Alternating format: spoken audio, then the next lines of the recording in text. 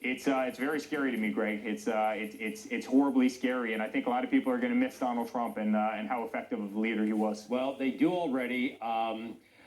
They want him back. A lot do, and even those who didn't think they'd miss him are missing him. So I hope he comes back. Keep us informed. This is an opinion show. I'm allowed to say that. I want him back in a big way. Eric Trump, to be continued, sir. All the best. 30-30. Or you may go to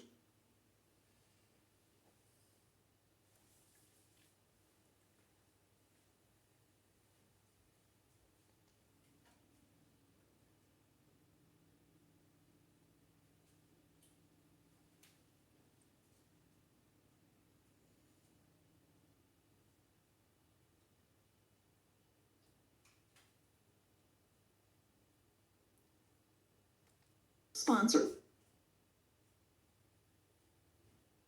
Streaming goodness. Hi, I'm Jane King, and thank you for watching. This show is all about public, private, and blockchain companies. We bring you the innovators behind the companies making the headlines in that space. Some are sponsored, some are invited, all are curated and focused on telling you, the viewers, their story. Here we go.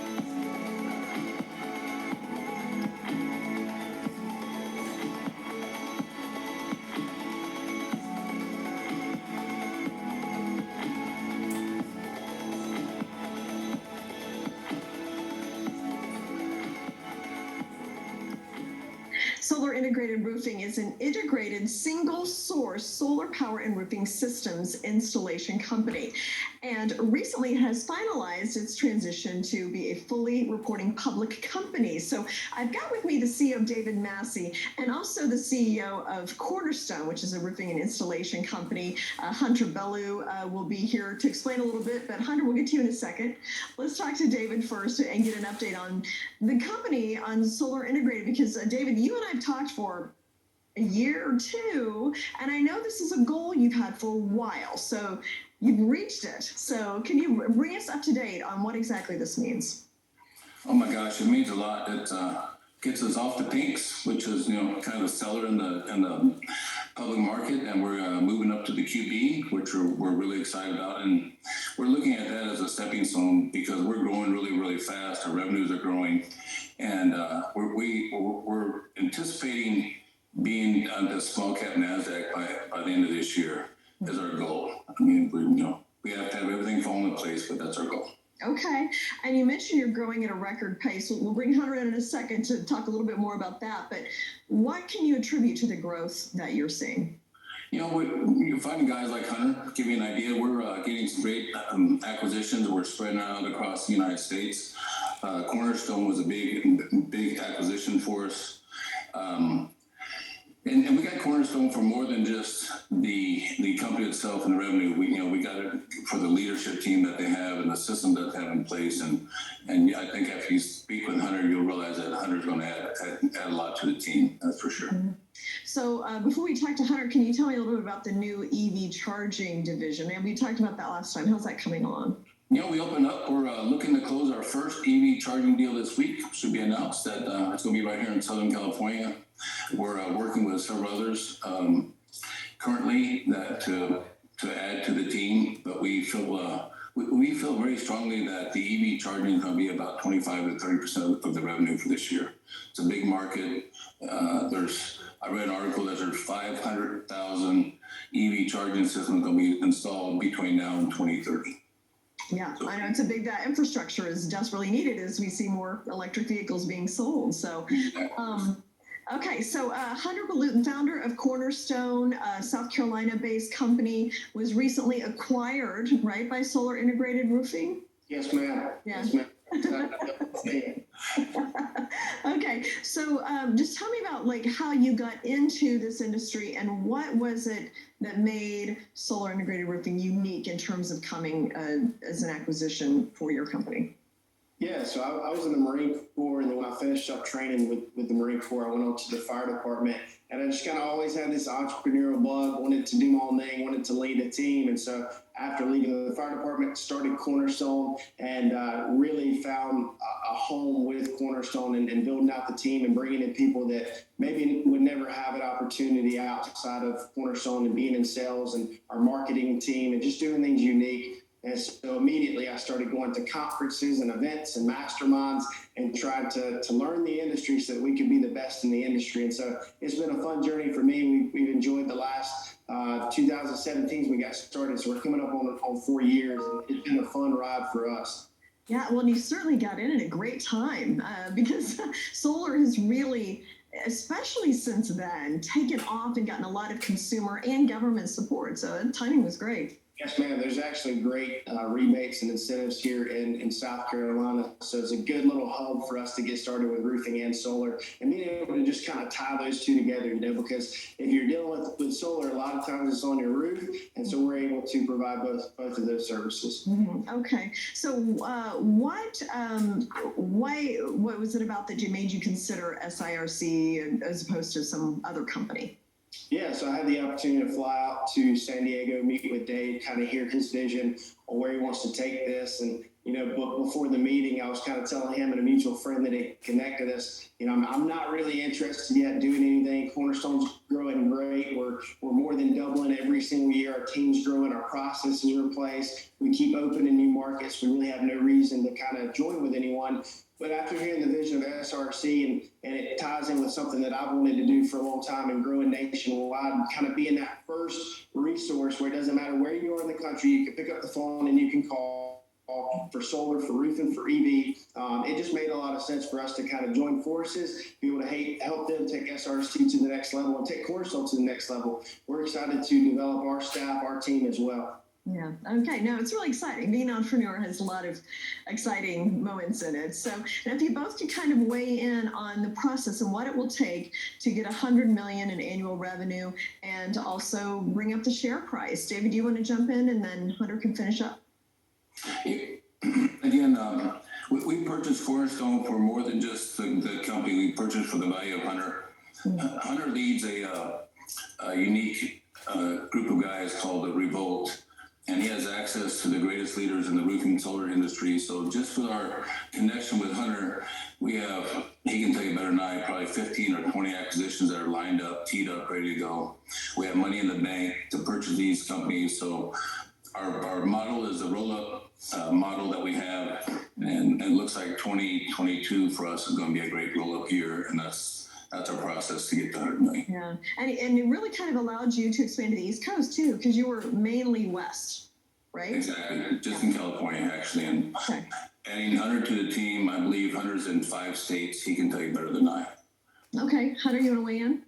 Yeah. So in terms of getting us to that next level and raising share price, obviously that's why we joined the team. We didn't do it just to join with Dave and have to look at him all day every day. We did it to get to that next level. And so for us, he kind of mentioned the Revolt and roofing community, and you guys can check that out if you're watching this. You just go to YouTube, roofing community. You'll see all of our videos of what we do. We have an annual conference called RoofCon. This year we expect there to be several thousand contractors there. And so we want to continue to go through and qualify the best, the top leaders in the industry. And then through that, we have retreats in a smaller group called Revolt, where we have hundreds of millions of dollars in revenue just in our group of 30 owners. And so we go through and we just see who makes sense. If it doesn't make sense, then we don't worry about it. But if it makes sense, we look at their numbers and potentially get an LOI to them, which David mentioned. We've got a stack of companies right now that we're looking at. So that's a lot of fun. That's kind of in my wheelhouse, and I'm excited to see that continue to grow. Well, that's very exciting. And,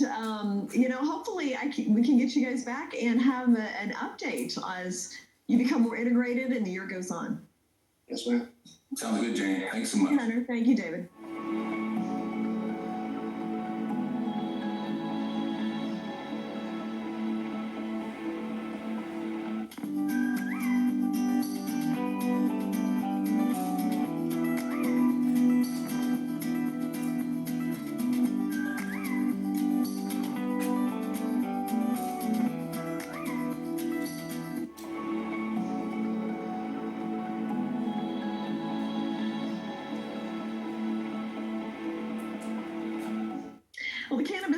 industry is growing, but along with that comes some questions about revenue and being able to account for all the data that's involved in the industry. So with me is CEO Brad Moore. He is the head of global cannabis applications to explain what their product does and how it addresses some of these issues in the cannabis industry. So great to have you back, Brad.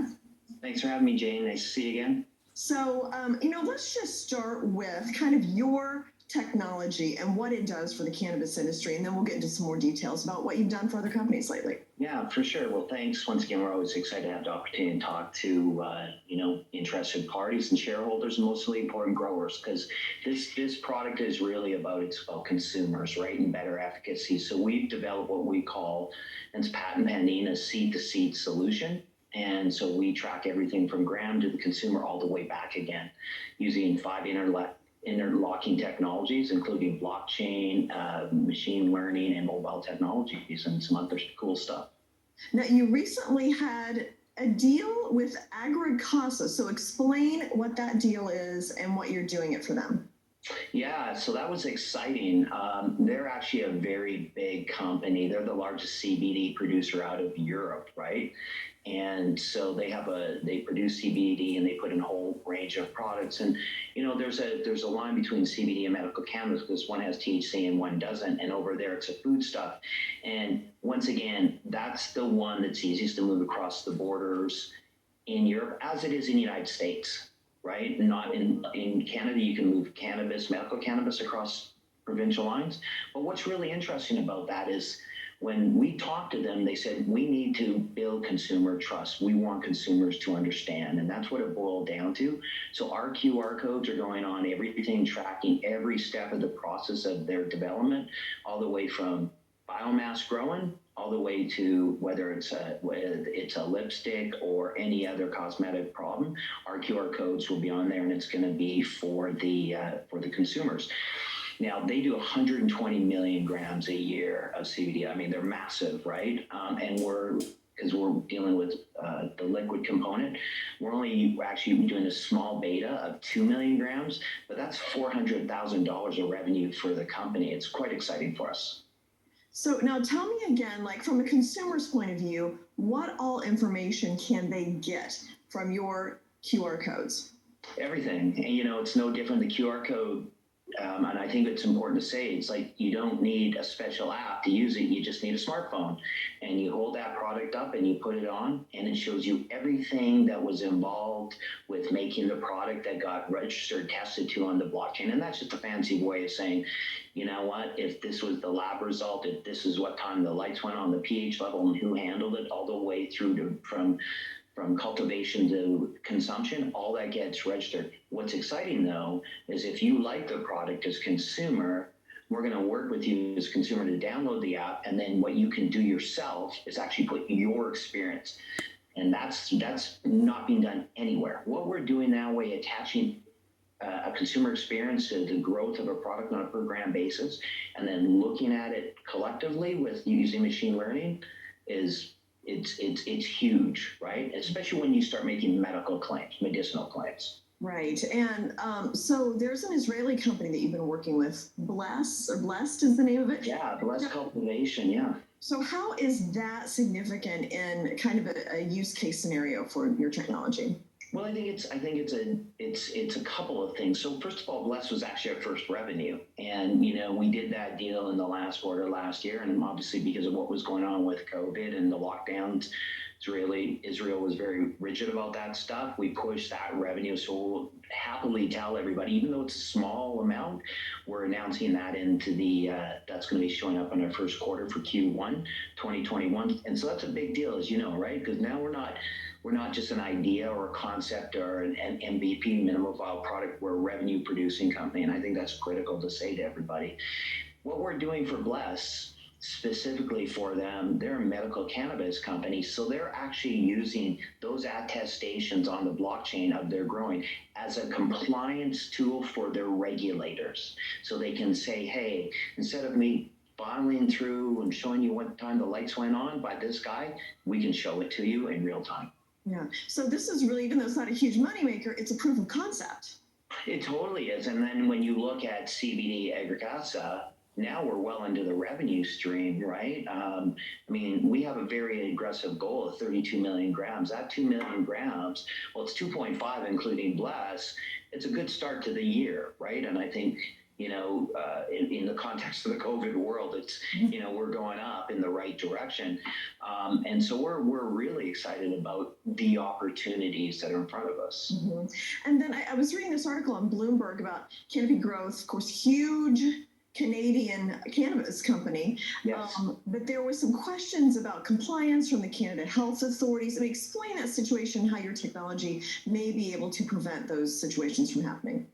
Well, look, I think that's an ongoing issue, but I think it's the one thing, you know, that it was reported in Bloomberg. So, you know, safely say that there's some accuracy in the information. Look, if you've attested to everything that you've done in the lab results and you say what it is and you put it on the blockchain and consumers can see that, it's very hard for somebody to lodge a complaint. So really what I'm saying for companies, growers, if you want transparency and trust, it's a very simple step just to using our system. Those problems don't arise. You know, I don't want to be so bold to say, like, that's the whole reason. We started about efficacy, but at efficacy, the way you get there is through consistency. Consistency and transparency and consistency creates the trust. So if the consumer's happy and you can see it, you can see the development of the product from cultivation to retail all the way through, Jane, no problems. These issues don't arise with people that we believe that people that use our software. Yeah, and it seems like that is where we're headed. And consumers want more information about the sourcing of products, the health of products, all of that. So that's something you address. I think so, and I think if it's a challenge that one of the largest cannabis companies in the world can run into, mm-hmm. and we see that, we can see how we would, you know, we prevent those issues. I can't see why every medical cannabis and CBD producer in the world isn't knocking on our doors right now. Okay. Start knocking, I'm here. You're ready to answer. So thank you, Brad, so much for joining us. Appreciate the update, and I'm sure we'll have more as the year goes on. Thank you so much.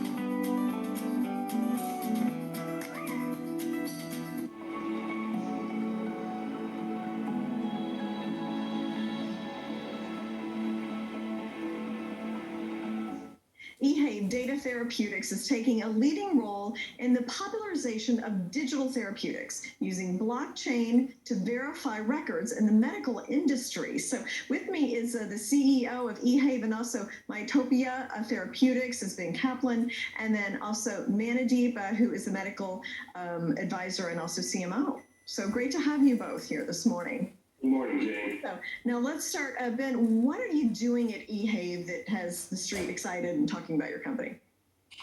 That's a great question. What we're doing over at Ehave right now is we're digitalizing personal health records and concentrating on mental health in the psychedelic sector. We are trying to improve the path that a health record goes from a doctor's office into systems of hospitals, EMRs, EHRs, and then gets distributed out and sold anonymously without the patient getting compensated.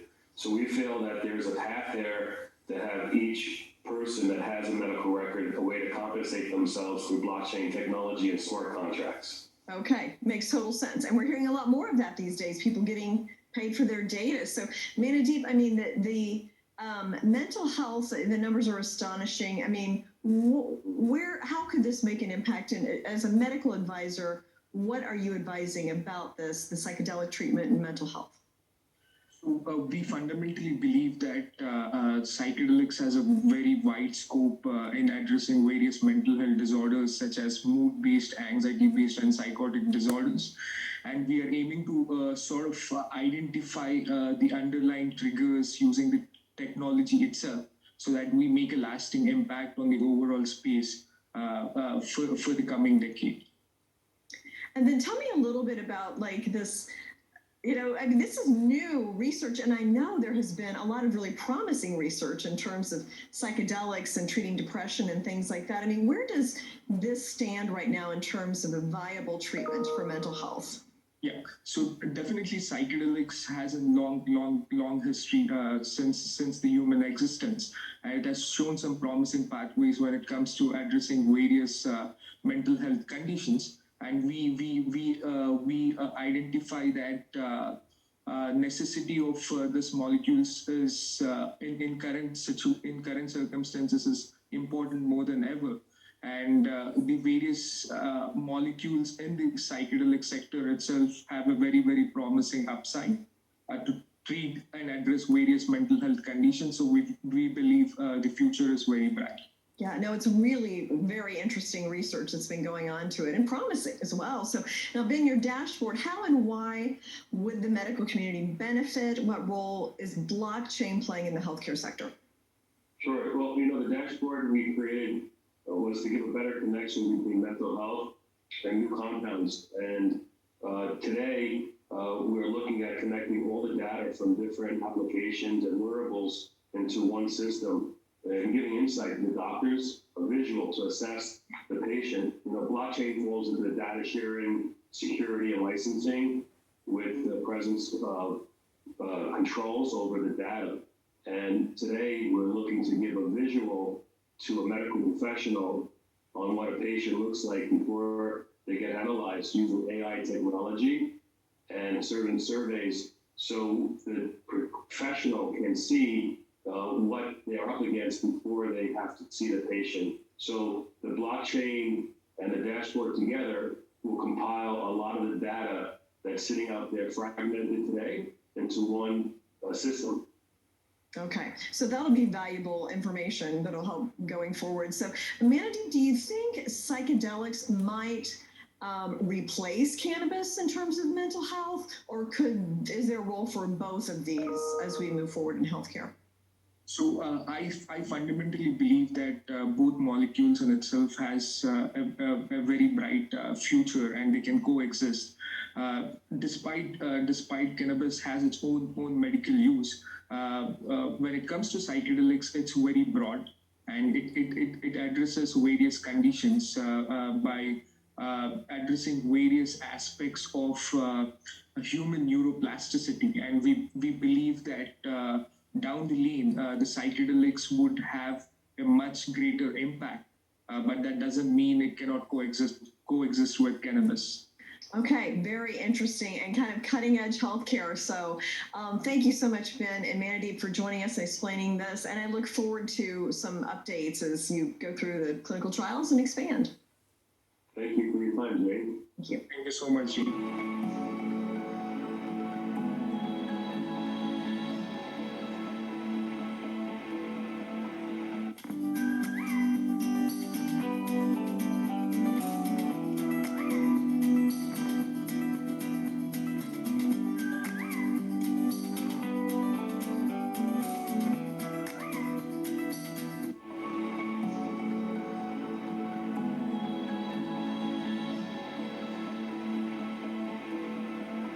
Paypolitan uses blockchain technology to combine traditional banking with DeFi banking, decentralized banking. So with me to explain more about what Paypolitan is doing and where they are at this point in the year is the CEO, Nils Thorant-Ortiz. So good to have you back with us.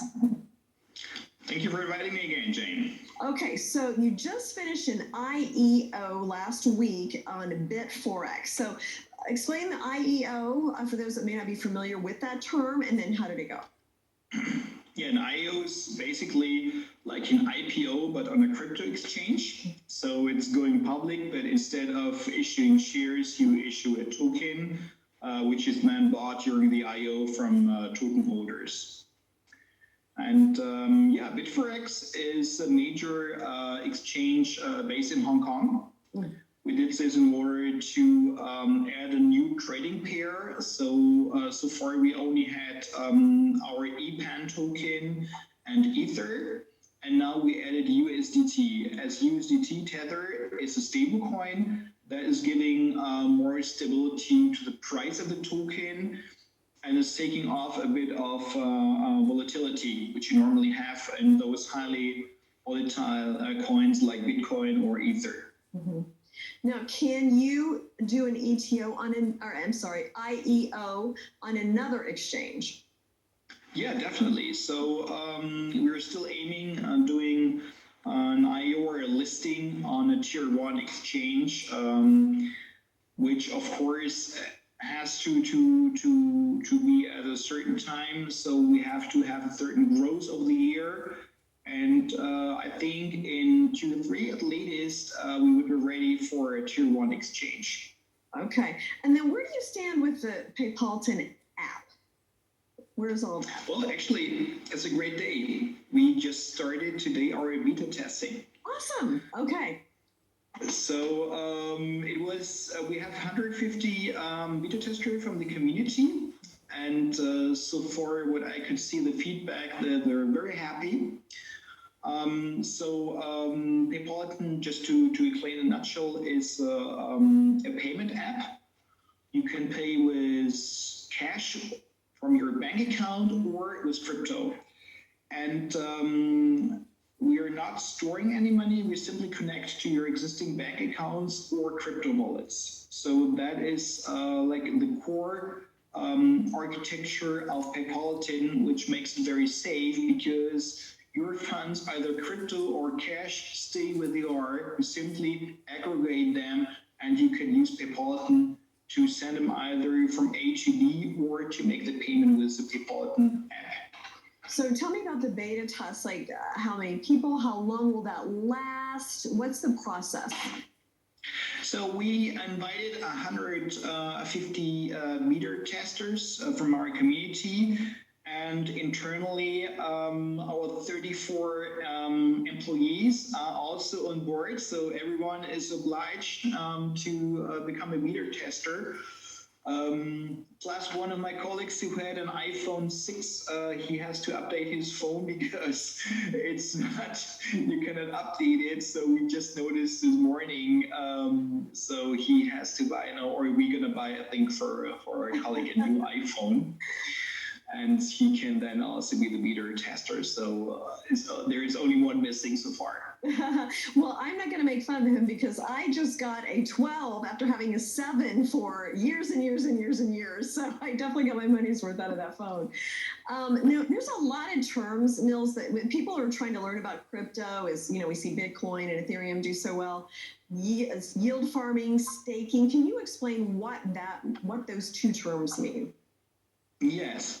So actually our app is now starting with DeFi features. DeFi stands for decentralized finance, and staking and yield farming are this is the heart of DeFi. What is staking? Staking is locking a coin for a certain time, and this coin is then generating an interest rate. Why is that important? If you have a token that is listed, you need liquidity for that token. So this token can be traded. If this token from token holders is staked, that means this liquidity will stay there. Okay, it's been very interesting already, and it's only March. So that'll be an interesting thing to watch this year. Nils, thank you so much for coming back. Always interesting to pick your brain about what's going on, and come back when you have the results of the beta test and we can update the interview.